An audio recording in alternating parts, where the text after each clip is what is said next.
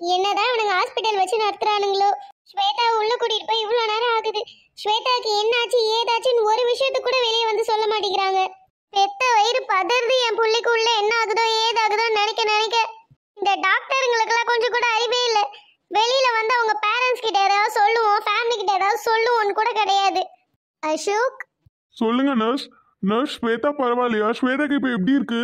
குழந்தை பிறக்க இன்னும் எவ்வளோ நேரம் ஆகும்? இவ்வளோ நேரம் அவள் கத்துற சவுண்டு கேட்டுச்சு, கொஞ்ச நேரமா அவள் கத்துற சவுண்டு கேட்கவே இல்லையே. அவன் நல்லா தானே இருக்கா? அவளுக்கு எதுவும் பிரச்சனை இல்லைல்ல? என் மருமக நல்லா தானே இருக்கா. அவளுக்கு என்ன ஆச்சு ஏதாச்சுன்னு ஏதாவது வந்து சொல்லுங்களேன். எதையுமே நீங்க யாருமே சொல்லவே மாட்டேங்கிறீங்க. என் பொண்ணு பிள்ளையும் நல்லா தானே இருக்காங்க. எப்போ குழந்தை பிறகு என் பொண்ணுக்கு? நர்ஸ் கேட்குறாங்களே, ஏதாவது வாய் திறந்து சொல்லுங்களேன். இந்தாம்மா உன்னதாம்மா கேட்குறேன். என் பொண்ணுக்கு எப்பமா புள்ள பிறக்கும்? என் பொண்ணு நல்லா தானே இருக்கா உள்ள? சாரி, அதை பத்தி எங்களால இப்போ எதுவுமே சொல்ல முடியாது. எதுவுமே சொல்ல முடியாதுன்னா என்ன? ஸ்வேதாக்கு எதுவும் ஆகலைல, அதையாவது சொல்லுங்களேன். இப்பதான் டாக்டர் உள்ள போய் அவங்கள செக் பண்ணிட்டு இருக்காங்க. அவங்க செக் பண்ணி முடிச்சதுக்கு அப்புறம் தான் எதா இருந்தாலும் சொல்ல முடியும். இப்படி irresponsible-ஆ இருந்தா எப்படி? உள்ள அவங்களுக்கு என்ன ஆச்சு ஏதாச்சுன்ற டீட்டெயில்ஸ் நீங்க ஃபேமிலி கிட்ட ஷேர் பண்ணணும்ல? கரெக்ட் தான் சார். ஆனா இப்போ அவங்களுக்கு ட்ரீட்மெண்ட் போயிட்டு இருக்கு. எல்லாமே ட்ரீட்மெண்ட் முடிஞ்சதுக்கு அப்புறம் தான் சொல்ல முடியும். நீங்க யாரும் ஒண்ணும் கவலைப்படாதீங்க. அவளுக்கு ஒண்ணும் இல்ல. அவ நல்லா தான் இருப்பா. அதான் இங்க இவ்ளோ டாக்டர்ஸ் இவ்ளோ நர்ஸ் இருக்காங்களே, எல்லாரும் அவளை நல்லா பத்திரமா பாத்துப்பாங்க. இன்னும் கொஞ்ச நேரத்துல அவளுக்கு குழந்தை பிறந்துரும். அவளும் குழந்தையும் ஆரோக்கியமா வந்துருவாங்க. யாரும் ஒண்ணும் ஃபீல் பண்ணாதீங்க. அசோக் மாமா, நீங்க ஒண்ணும் கவலைப்படாதீங்க. எல்லாம் நல்லா தான் நடக்கும். சரி, அவ எப்படி இருக்கானாச்சும் சொல்லுங்களேன் ப்ளீஸ். அவளை நான் இப்ப பார்க்க முடியுமா? அவங்கள இப்போ உங்களால பார்க்க முடியாது. ரொம்ப ப்ரெஷர் கொடுத்தனால அவங்க கொஞ்சம் லைட்டா அன்கான்ஷியஸ் போயிட்டாங்க. எதா இருந்தாலும் அவங்க கான்ஷியஸ் வந்ததுக்கு அப்புறம் தான் சொல்ல முடியும். என்னது அன்கான்ஷியஸ் அப்படின்னா? அவங்க இப்ப ரொம்ப ப்ரெஷர் கொடுத்து வயிற்று ப்ரெஸ் பண்ணனால கொஞ்சம் லைட்டா மயங்கிட்டாங்க. என்னது என் புள்ள மயங்கிட்டாளா? ஐயோ, அவளுக்கு என்ன ஆச்சு? கொஞ்ச நேரத்துக்கு முன்னாடி கூட நல்லா தானே இருந்தா. வாய்ஸ்லாம் வெளியே கேட்டுட்டு இருந்துச்சு. திடீர்னு எப்படி மயங்கினா?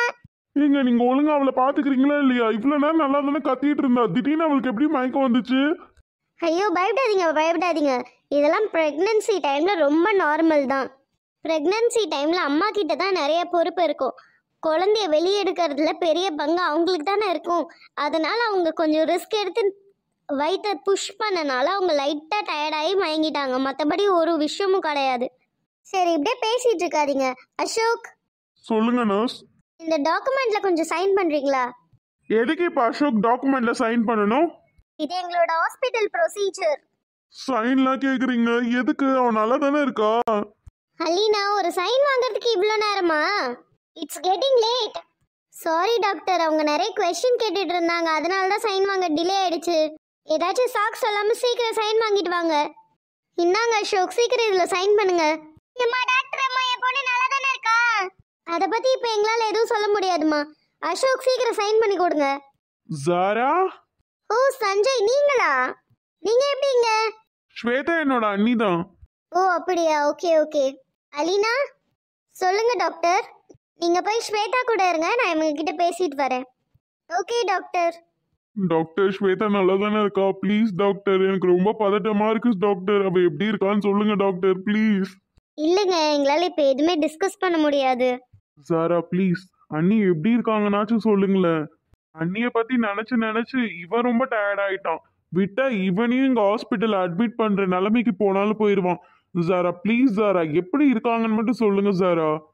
ஆனா சஞ்சய், சாரா ப்ளீஸ் சாரா, சொல்றேனா என்ன ஆயிர போகுது? ப்ளீஸ் நீங்க சொன்னீங்கன்னா எங்களுக்கு கொஞ்சம் ஆறுதலா இருக்கும்ல.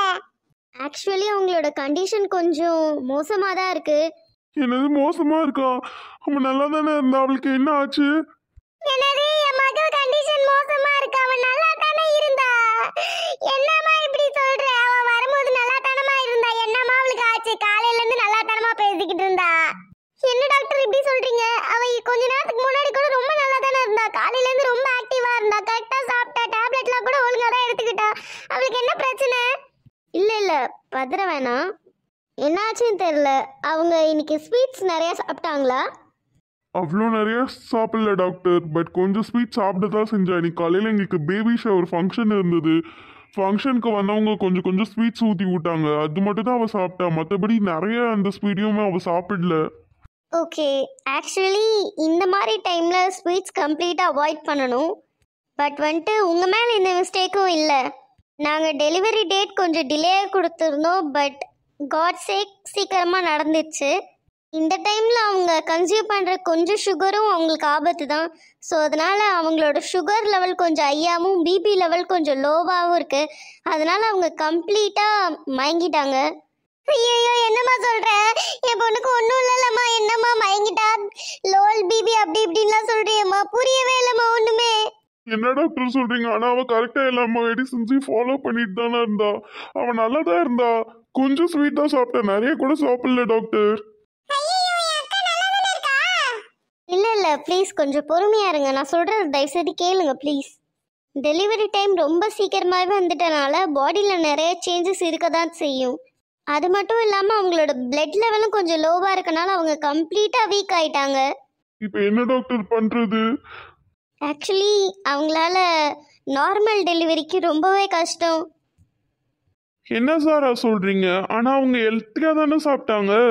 கரெக்டு தான் சஞ்சய், அவங்க ஹெல்த்தியாக தான் சாப்பிட்டாங்க, எல்லாம் புரியுது. பட் இருந்தாலும் ஒரு சில டைம் நம்மளோட பாடி நம்மளோட ப்ரெக்னென்சி டைமில் சப்போர்ட் பண்ணும்ல. அன்ஃபார்ச்சுனேட்லி அவங்களுக்கு சப்போர்ட் பண்ணலை. அவங்க ரொம்பவே வீக்காக இருக்காங்க. என்னதான் அவங்க கரெக்டாக மெடிசன்ஸ் எடுத்துக்கிட்டாலும் அவங்க பாடி வந்துட்டு பேபிக்கு நார்மல் டெலிவரி பண்ணுறதுக்கு ரொம்ப வீக்காக இருக்குது. இப்போ என்ன டாக்டர் பண்றது? அதனால ஸ்வேதாக்கு இப்போ சிசேரியன் தான் போகணும். ஆனா டாக்டர் அந்த பெயின் அவ தாங்க மாட்டா டாக்டர். என்கிட்ட அவ பல தடவை சொல்லிட்டா டாக்டர், சிசேரியனுக்கு மட்டும் ஒத்துக்காதீங்க, நான் எப்படியாச்சும் நார்மல் டெலிவரி பண்ணிக்கிறேன், சிசேரியனுக்கு ஒத்துக்காதீங்கன்னு அவ ரொம்ப கெஞ்சினா டாக்டர். ப்ளீஸ் சிசேரியன்லாம் பண்ணிடாதீங்க டாக்டர்.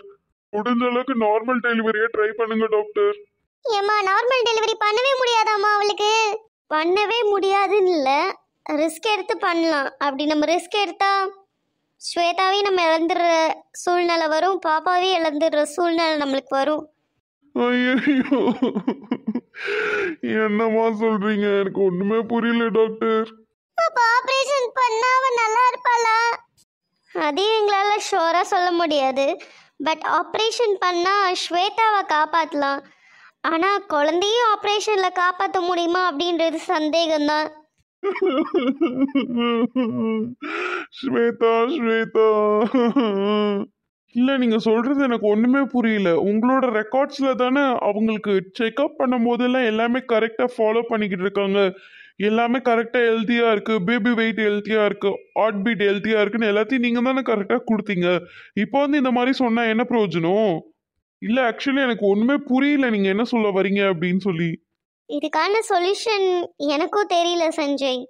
இது யூஸ்வலாக வந்துட்டு எல்லாருக்கும் நடக்கக்கூடாது தான். பட் ஸ்வேதாக்கு இப்படி ஆனது வந்துட்டு என்னன்னு எங்களுக்கே புரியல. அவங்க மட்டும் இப்போ முழிச்சிட்டு இருந்தாங்க அப்படின்னா கண்டிப்பாக அவங்களுக்கு வந்து நார்மலி டெலிவரி பண்ணிடலாம். பட் அன்ஃபார்ச்சுனேட்லி அவங்க மயங்கிட்டாங்க. அவங்க மயங்கினால கம்ப்ளீட்டாக அவங்க பாடி எல்லாமே அவுட் ஆஃப் சர்வீஸாக ஆகிடுச்சு. நிறையா பிளட் லாஸ் ஆகுது, லெவல் குறைஞ்சிட்டு வருது. ஸோ அதனால் வந்துட்டு அவங்க பேக் டு கண்ணை முழிச்சிட்டாங்க அப்படின்னா கண்டிப்பாக 2 உயிரையும் காப்பாற்றிடலாம். அப்படி இல்லைன்னா கண்டிப்பாக சர்ஜரி பண்ணி தான் ஆகணும். ஆனால் சர்ஜரியில் பேபி உயிரோடு கிடைக்குமா அப்படின்றது பெரிய கொஷின் மார்க் தான். அதனால தான் உங்ககிட்ட சைன் வாங்குகிறோம். சீக்கிரம் சைன் பண்ணிட்டீங்கன்னா நான் உள்ளே போய் ஆப்ரேஷன் பண்ண ஆரம்பிச்சிருவேன். அழுவாதீங்க அசோக், முடிஞ்ச அளவுக்கு ப்ரே பண்ணிக்கோங்க. நான் ஒரே ஒரு டைம் ஸ்வேதா வந்து பார்க்கலாமா டாக்டர் ப்ளீஸ்? இல்லை அசோக், எங்களால் அலோவ் பண்ண முடியாது. ப்ளீஸ் மேம், தயவு செய்து மேம், நான் வந்து பேசினா அவ எந்திரிக்க வாய்ப்பு இருக்குல்ல. நீங்க தானே இப்ப சொன்னீங்க அவ மயக்க நிலையிலேருந்து பேக் டு ஃபார்ம் வந்தா அவளால நார்மல் டெலிவரி பண்ணிக்க முடியும், குழந்தைய அவளையும் காப்பாற்ற முடியும்னு சொன்னீங்களா. ஒரே ஒரு சான்ஸ் கொடுங்க டாக்டர் ப்ளீஸ். ஆமா டாக்டர் ப்ளீஸ் டாக்டர். சாரா உங்களால முடியும்னு எனக்கு தெரியும், ஒரே ஒரு டைம் அவனை அலோவ் பண்ணுங்களேன் ப்ளீஸ். அசோக்காக இல்லைனாலும் பிறக்க போற பிள்ளைக்காகவாச்சும் ப்ளீஸ். இப்ப அண்ணி மட்டும் கண்ணை திறந்துட்டாங்க அப்படின்னா எல்லாமே சுலபமாயிரும்ல. தயவு செய்து புரிஞ்சுக்கோங்க சாரா ப்ளீஸ். எம்மா தயவு பண்ணி ஒரே ஒரு டைம் என் மாப்பிள்ளை உள்ள விடுமா ப்ளீஸ்மா. Doctor please doctor. சாரா ப்ளீஸ் சாரா. டாக்டர் ஒரே ஒரு சான்ஸ் கொடுங்க டாக்டர். நான் உள்ள வந்து அவகிட்ட பேசினா அவ கண்டிப்பா முழிச்சிருவா டாக்டர். சரி ஓகே, பட் நீங்க உள்ள வந்ததுக்கு அப்புறமும் அவங்க முழிக்கலன்னா அவங்கள காப்பாத்துறது, குழந்தைய காப்பாத்துறது எங்க கையில இல்லை. அதுக்கு ஓகேனா நீங்க உள்ள வரலாம். சரி டாக்டர்.